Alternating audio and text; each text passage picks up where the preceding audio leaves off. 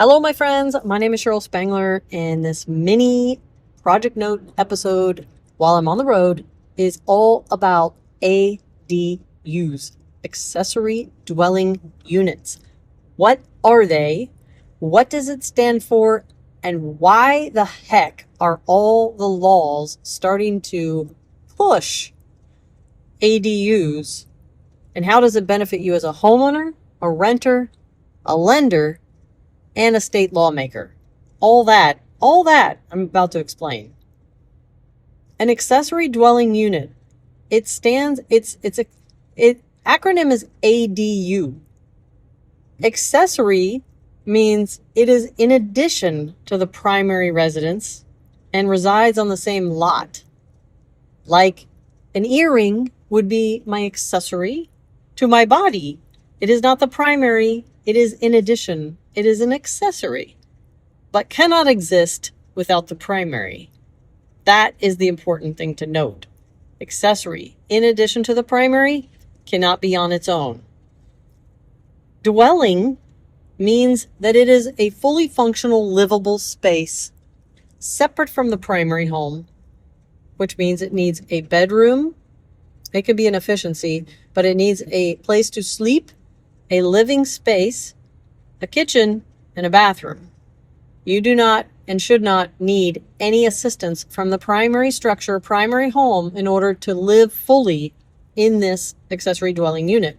And the last word, unit, is actually important to define because unit, in the eyes of the law and Virginia and probably most states and most counties, it is one livable space that three people, no more than three people, can inhabit, and no more than 2 bedrooms can reside inside that structure.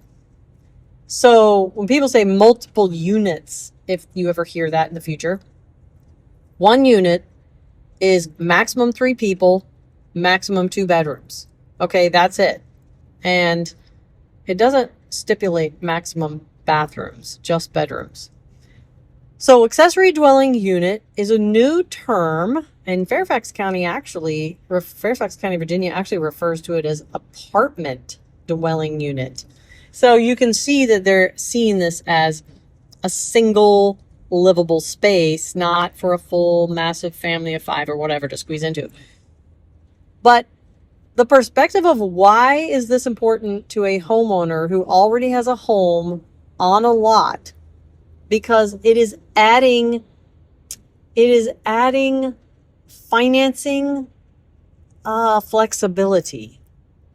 It allows you to add a second structure on the existing lot that you own where you already have a primary home you live in, to build a second structure without having to increase infrastructure, like, street pipes. And the state does not have to add infrastructure. It's already there. It already goes to your home.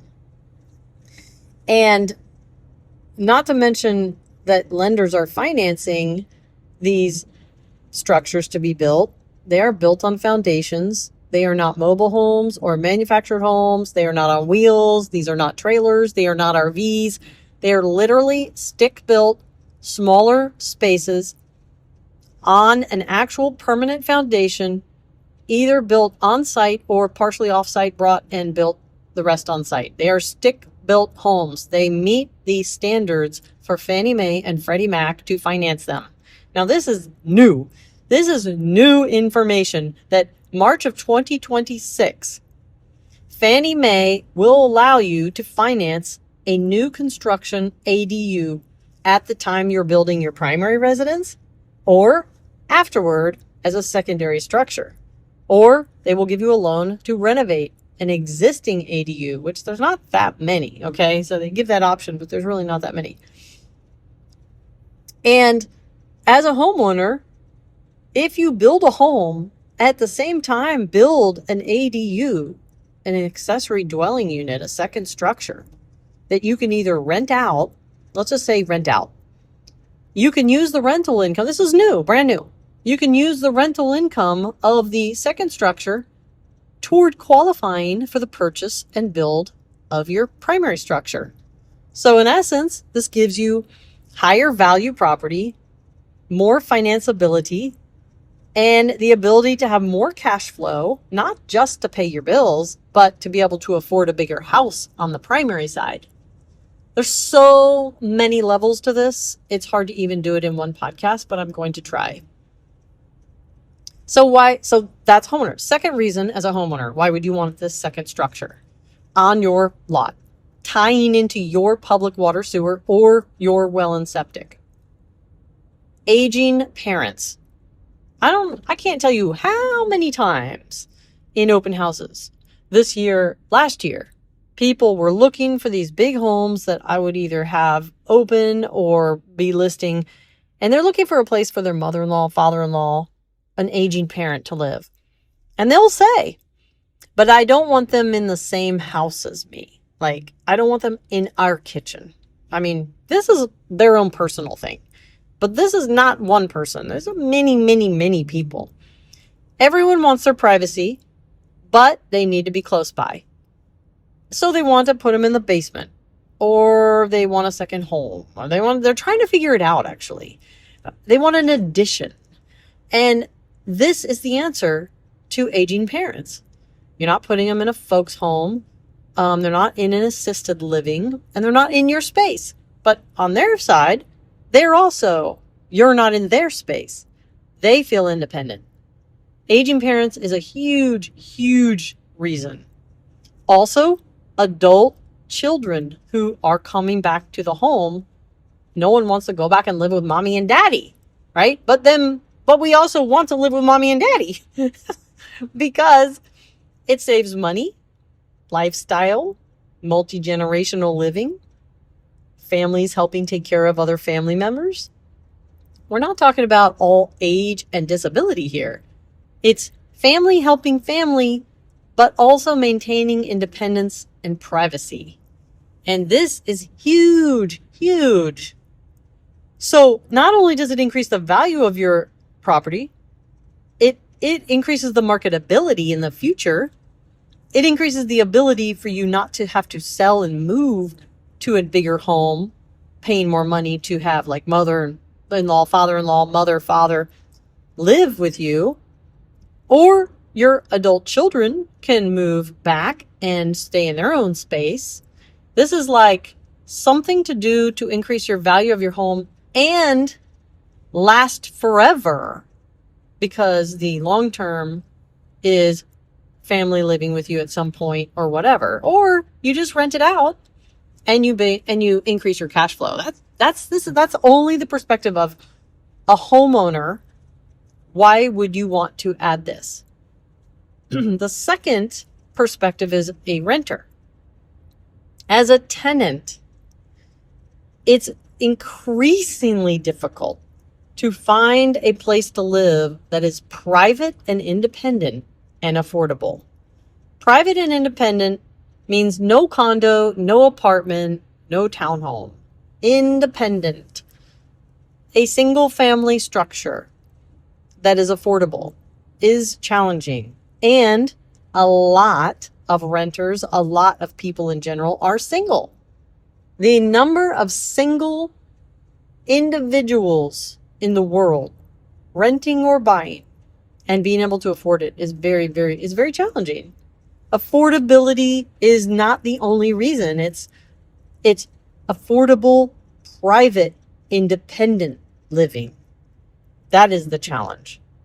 And the reason that all the counties are allowing this, that are in the city, Fairfax, Arlington, Falls Church, Alexandria, is because that you can't afford, because you can only afford like apartments, or not even condos, but apartments, condos, and townhomes in those high, congested, easy proximity to all the conveniences. You're normally like renting an apartment, but again, like it's not that you don't have separation from people. You're having to deal with condo dues, apartments. They're very restrictive. This is encouraging independent and private living spaces in high density areas. And because otherwise there's just nowhere to build. I mean, there's only so many places. And then when they do build, they're too expensive for most people who are on a single income. So as a renter, it's more affordable, private, independent, safe living.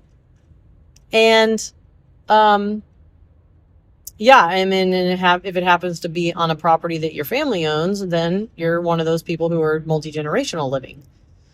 Now, the perspective of the Commonwealth of Virginia, before I get to lenders, has so many reasons. One main reason that no one actually is talking about. One of the reasons that ADUs are being pushed is because they are pushing the cost of expanding housing off the state and onto the homeowners. Let me explain.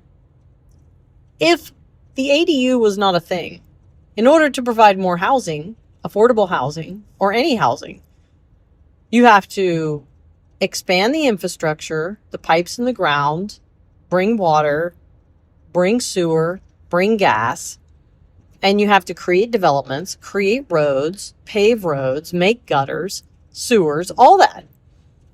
But the state is now offloading any expansion of infrastructure to the individual homeowners who say, okay, they're now allowing you to build an ADU on your lot. Okay, you do not have to subdivide.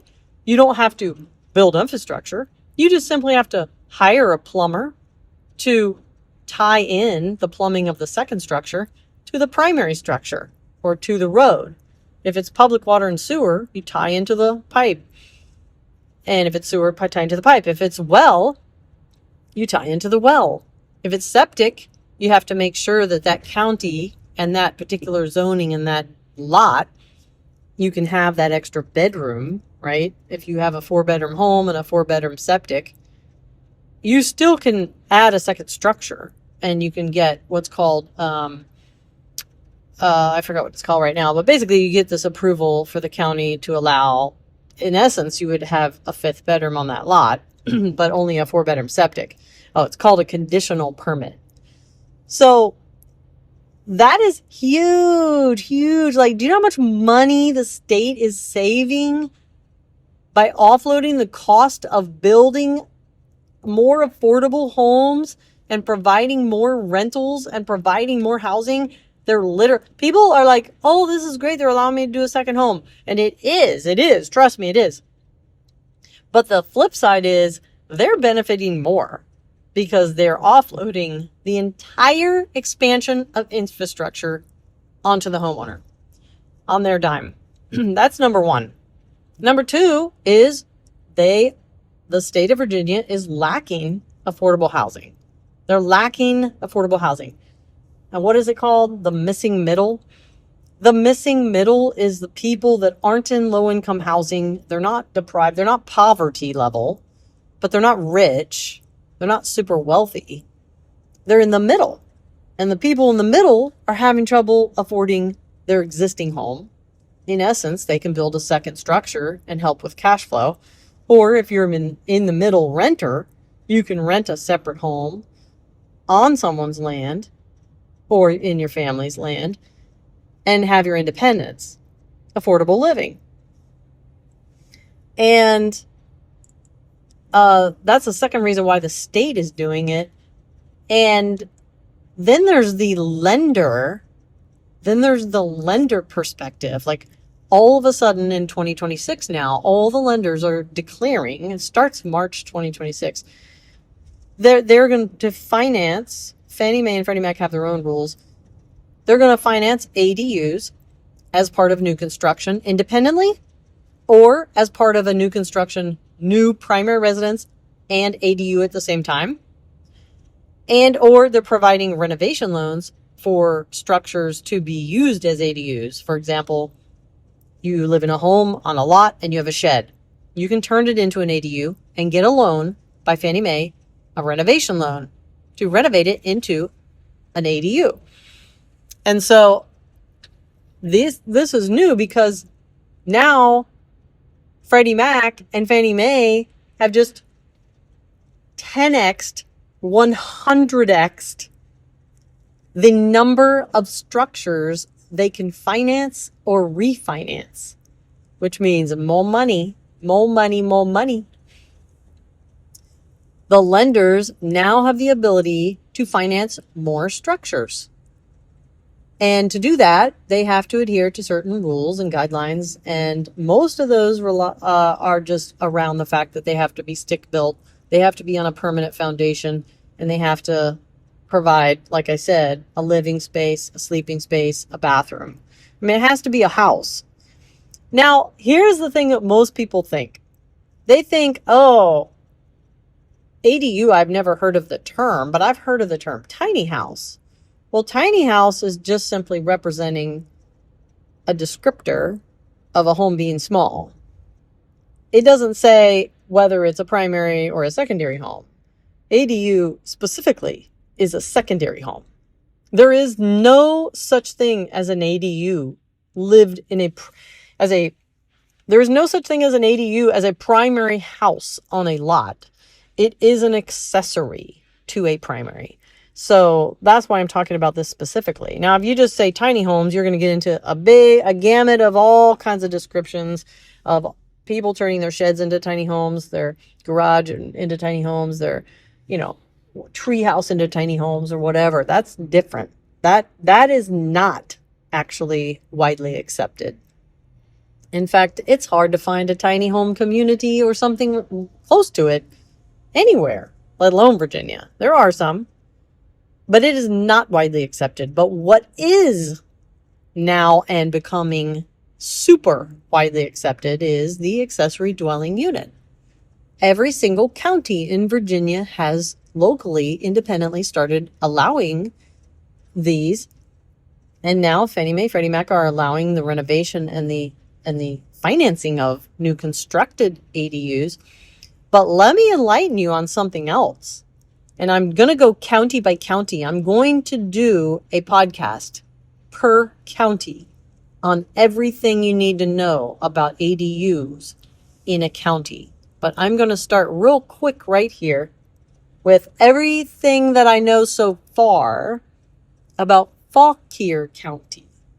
And that is located about 41 miles west of Washington, D.C., about 27 miles west of Fairfax, just adjacent to the Manassas-Gainesville area, if you live in Virginia. And it's not so tiny. And people think maybe when they start hearing this, they're going to be, oh, they're doing like tiny houses? No. The ADU in Fauquier County can be 800 square feet. Now, let me just give you a perspective. Right now in Arlington, Virginia, you can buy a micro condo, not rent, buy a micro condo, which is 336 square feet, the entire place, for $168,000. That is on the market today. I just saw it come on today. So another one. Micro condo, Arlington, Virginia, $168,000, fully functional, independent little micro condo, and condo fee somewhere between $300 and $750 a month. So you're like, oh, 168, that's affordable, until you pay the condo fee.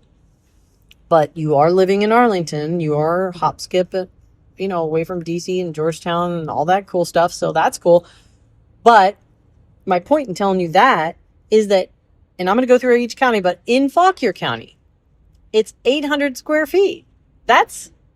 I'm sorry, guys. That's a good size home. Okay. It's not even like Boxable. If you have heard of the tiny home manufacturer Boxable in Las Vegas, I think it's Las Vegas.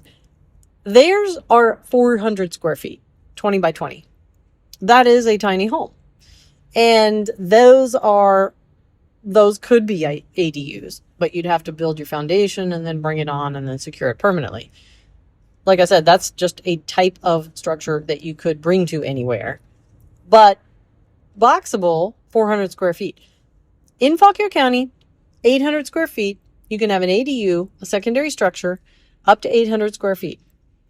Now, a little secret, that does not include outdoor living space. So you can have porches, and that could expand you even more, which I plan to do. And then 800, okay, if you are in all residential zoning, Fauquier County, but if you are in Fauquier County and on 5 acres or more, you can have up to 1,000 square foot ADU.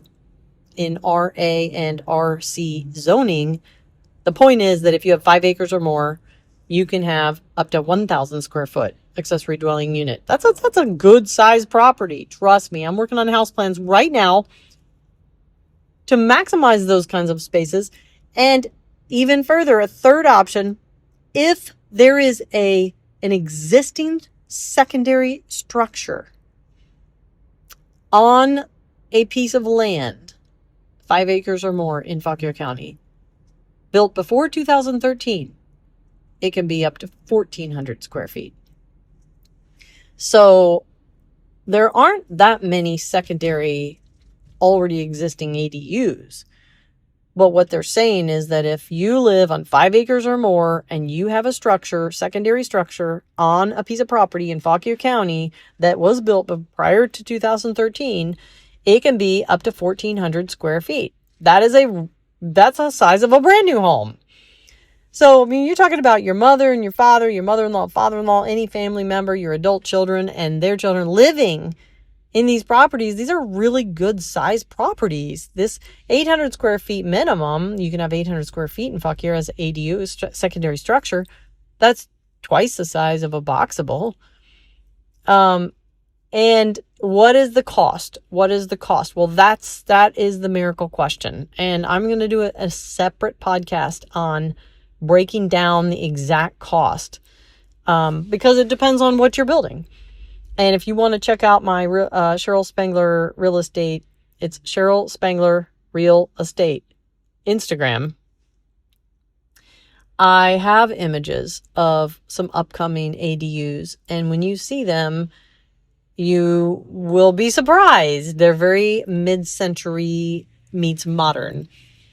So it's not like you're building a shed.